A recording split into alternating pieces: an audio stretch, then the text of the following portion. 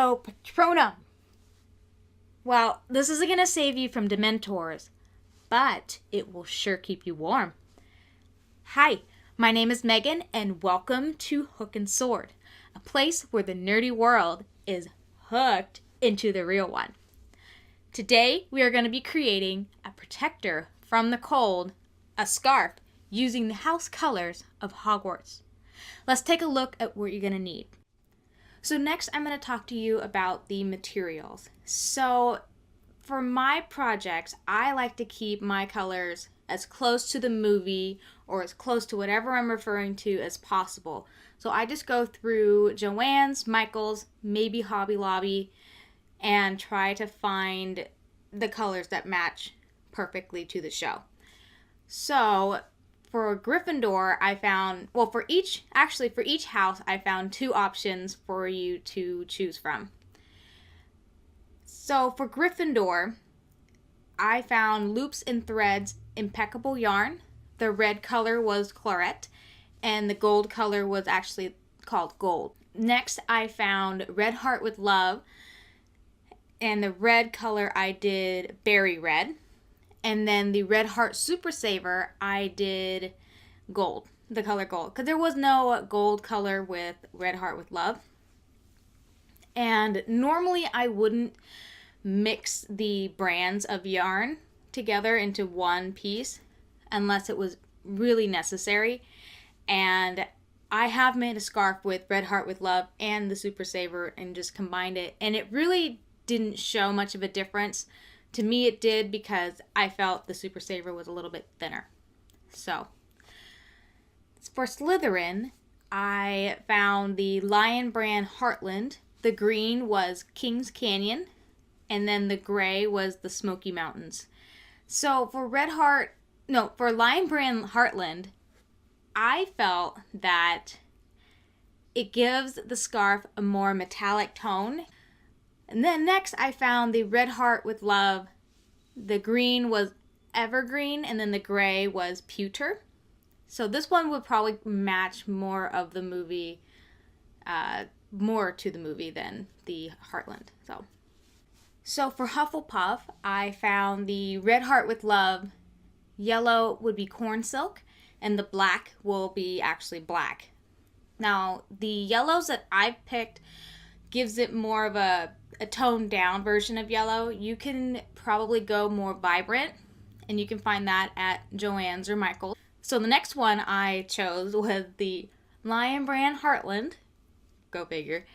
The yellow would be Yellowstone, and then the black is Black Canyon.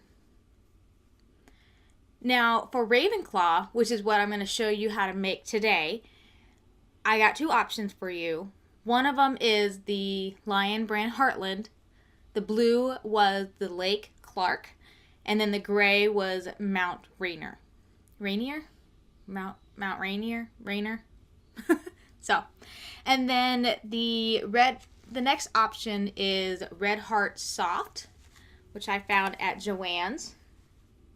It's actually really nice. I think it's a thinner version than the Red Heart with Love. So it's really nice. So the blue is actually called Navy, and then the gray is Light Gray Heather. Next, you're going to need some hooks. So whatever yarn you choose, there will be a little indication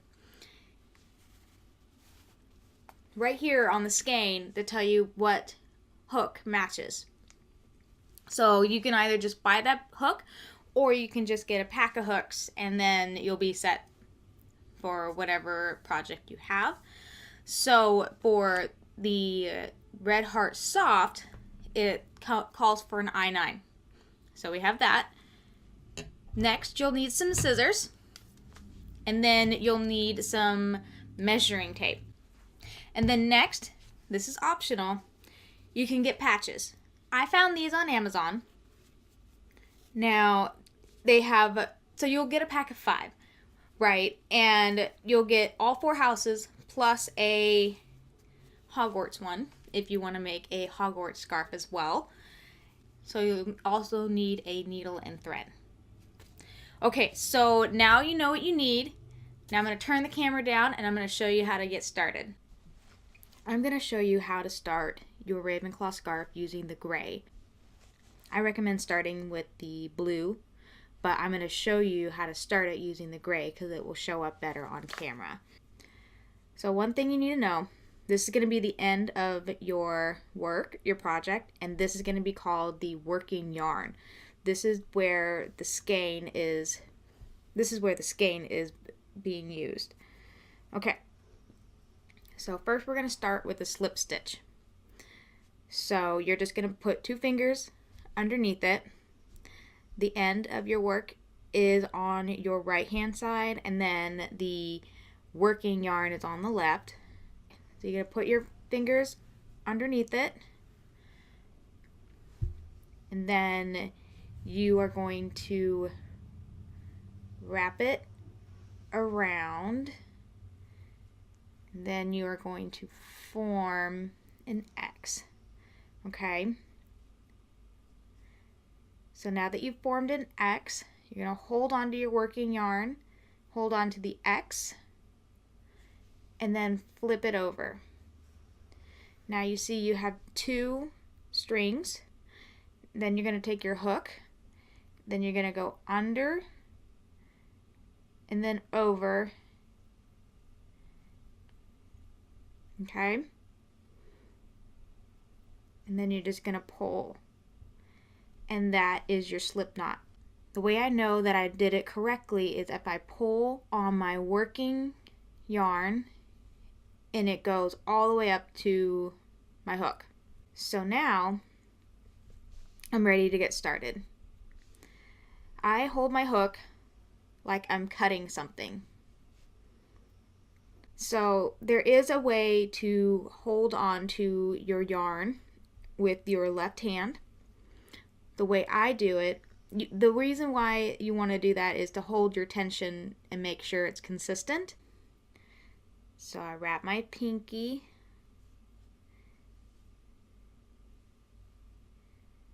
like so, and then my index finger, wrap it around,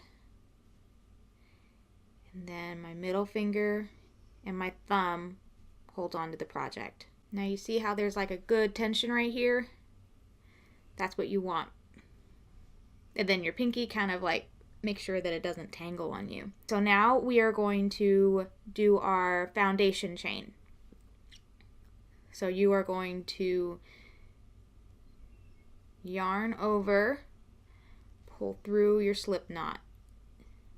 And then as you go, you kind of let go of your middle finger and your thumb to keep going with the project.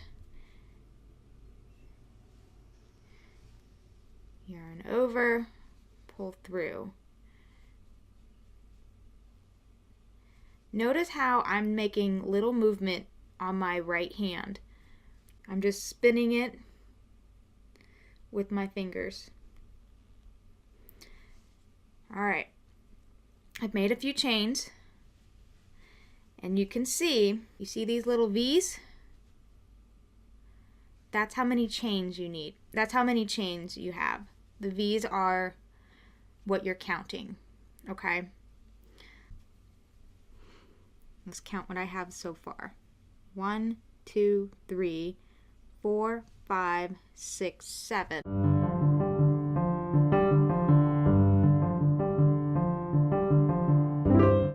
Our next step is we're going to be doing a half double crochet. You're going to skip the first chain and go into the second one right above my thumb, the second V. So you don't need to go into both of them, you just need to go into one side of the V. I prefer the one towards the top. So you're going to yarn over, go into that V, just that one loop, yarn over, pull through. Now you can see I have 3 loops on my hook. And I'm going to go yarn over, pull through all 3 loops. Yarn over,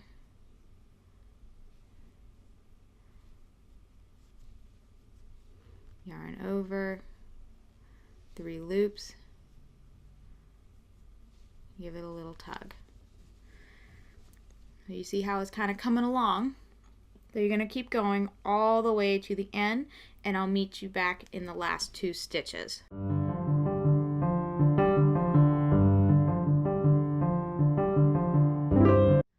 Alright, so this one is a little bit tricky. You don't want to go in this little bump right here. That is your slip knot. So you want to go through that little V right next to it. Yarn over, pull through, yarn over, pull through. You see 3 loops, and then pull through. It's going to look a little weird because it's your first row. It is not like a perfectly square here, but it is a little bit here. To know you did it right, there should be 24 stitches, 24 V's. And then 24 is that little V right there. Okay, so now we're going to go to our next row. So you have your hook on your loop. You're just going to chain 1, yarn over, pull through. And then we're going to turn our work.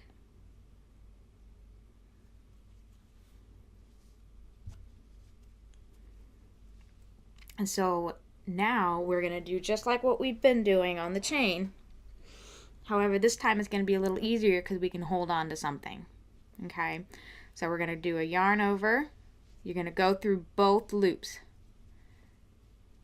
Okay, you see that little V right here? Okay, we're going to go through those 2 V's, both loops.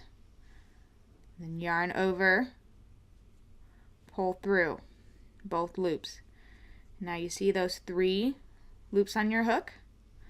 Now we're going to go to yarn over, pull through all 3. And then give it a little tug, keep it in place. You don't want to pull too tight. So we're going to go yarn over, pull through both of those loops, yarn over, pull through, yarn over, pull through all 3 loops.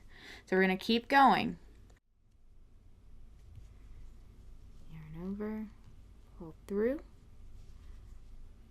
yarn over, all 3 loops. Ooh, sorry.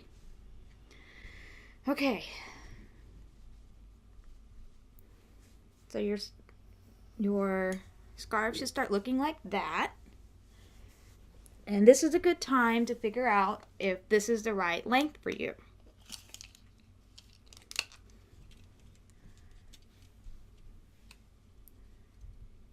My scarves are typically about 6 inches wide. So it's about 6 inches. Okay, so if yours is a little bit wider, that's okay. It's just going to be a little bit more bulky throughout your project. So if it's too little, it'll be a thinner scarf. And at this point, you could probably rip it out and start all over again if you need to add more stitches or take away more stitches. So it just depends on the type of yarn, but typically mine are about 6 inches wide by 3 inches tall. Okay, so I took this off camera and I went ahead and make it 3 inches long. I kept doing the same thing over and over again. As you can see, it's at 3 inches. So now it's time to switch colors to whatever color you're doing for your Harry Potter scarf. So, at this point, you would be chaining 1 and continuing going out. So instead of doing that, we're going to change colors. So I just found this aqua color just so you can see it, but you use whatever color you are going to be using for your scarf. So I am going to have the new color hooked onto my crochet hook and just pull through. Okay, now I'm just going to tighten the end from my original yarn. And now I've changed colors. You see that? So I would cut it right about here and then just leave these ends out. That way you can weave them into your project later. I'm still using this yarn for the actual finishing scarf, so I'm just not going to cut them quite yet. So now that we've changed colors, now we're just going to continue like normal, but with our new yarn. So we're going to chain one. All right, make sure your original yarn that you were working with is tight. That way you don't see that big old loop, that little loop that you did. All right, now we turned our work. And then we're going to do our half double crochets. Yarn over, insert both loops, yarn over, pull through. You have 3 loops on your hook. Yarn over, pull through all 3 loops. And now you've officially changed your yarn. I'm going to crochet all the way to the end. That way you can see it transition.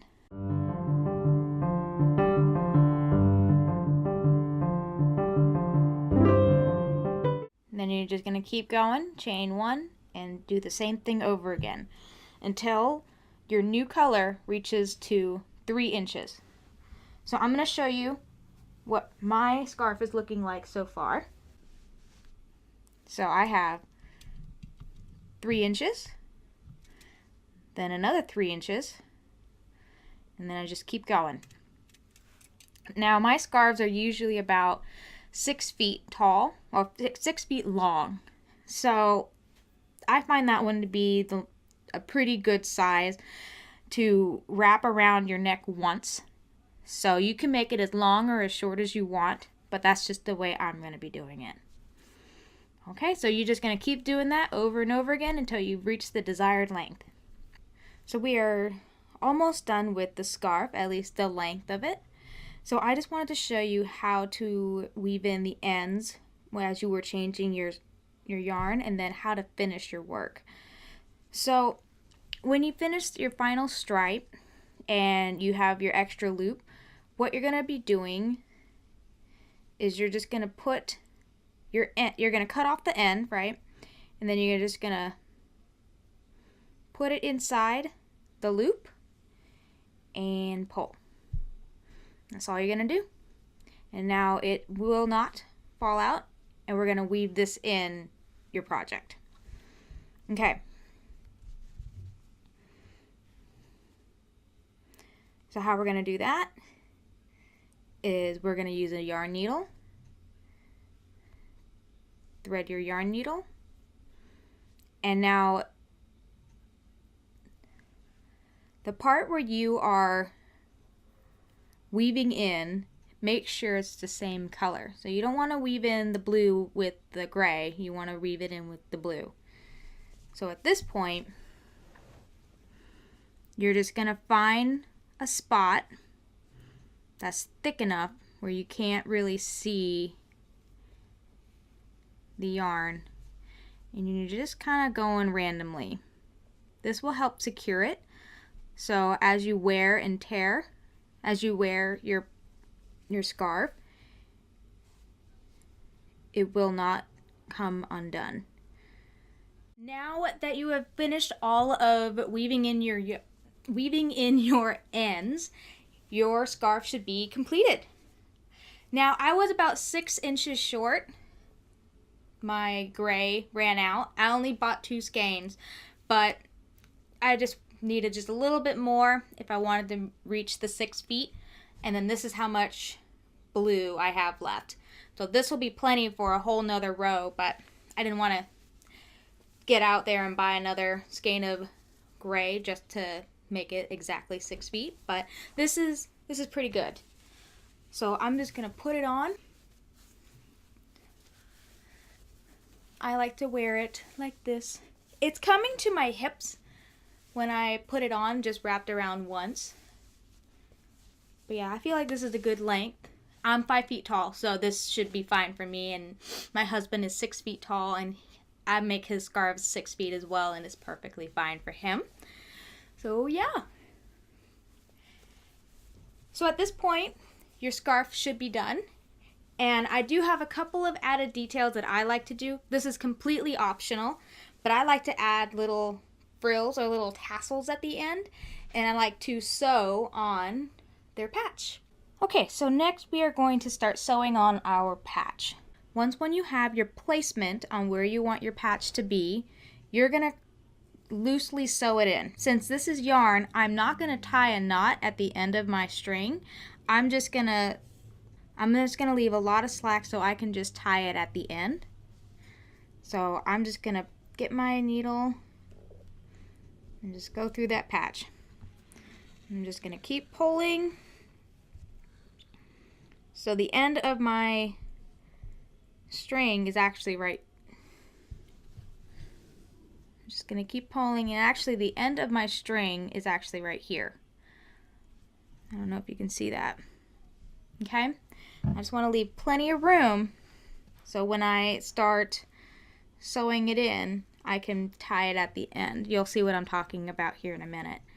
Alright, so I went all the way around, and next what we're going to do is tie the beginning of this string from the end. So you will see I have 2 strings. So what I'm going to do is I'm just going to do a regular knot, just under over. Oh, I still have my yarn on me, my needle on it. So all I'm going to do is just tie it off, tie it in there. I'm not much of a sewer, so this is the best I got.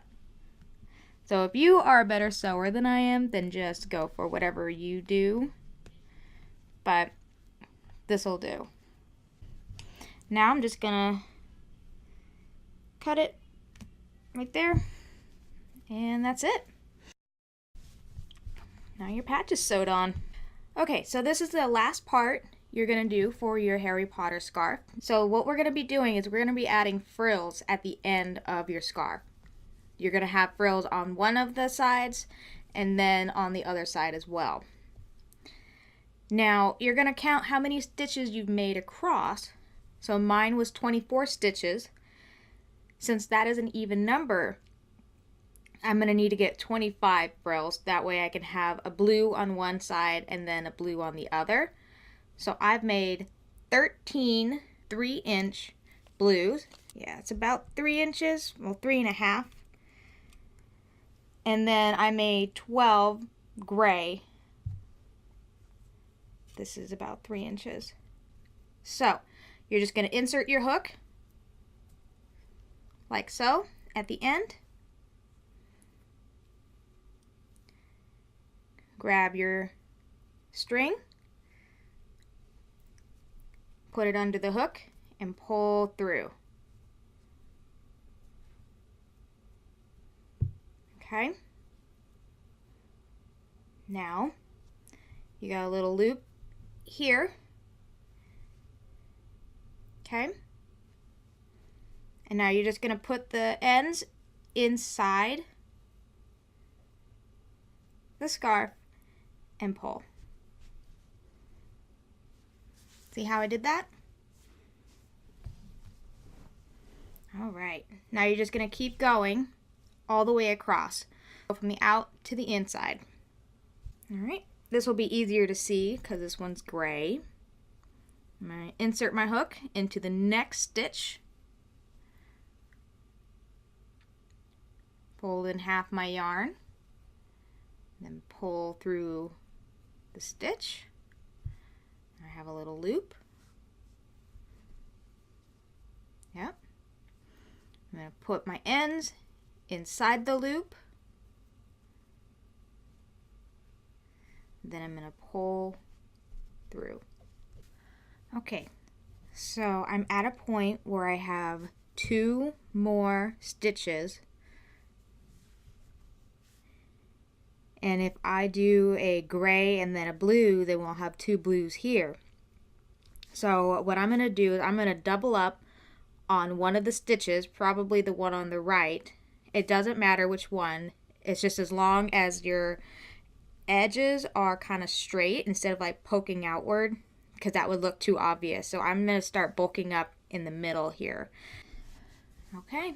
So when you get your tassels on, you're completely done and it is ready to go. So let me show you the final of the Ravenclaw scarf. It's about 6 feet long. Yep. So you can see we have the tassels on both sides. All right. And we got the patch, and you are good to go. If you like these kind of videos, feel free and hit the subscribe button below and hit that notification bell so you get notified every time I post a new video. Okay, bye.